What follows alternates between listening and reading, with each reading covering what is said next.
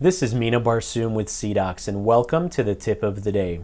In today's tip, I want to talk about one of my favorite features with the new Primemill. It's the ability to remotely control the Primemill through a web browser.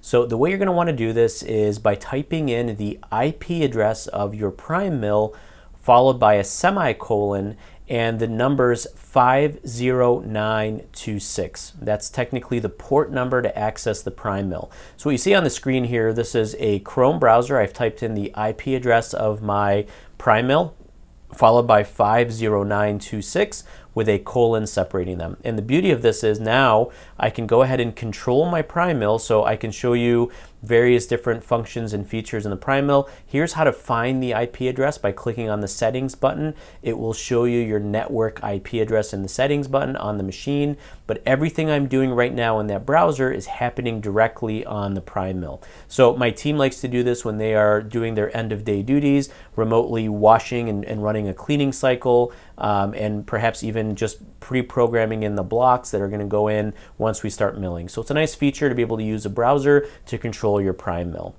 Hope you enjoyed this tip of the day. We look forward to seeing you again soon in future videos. Take care.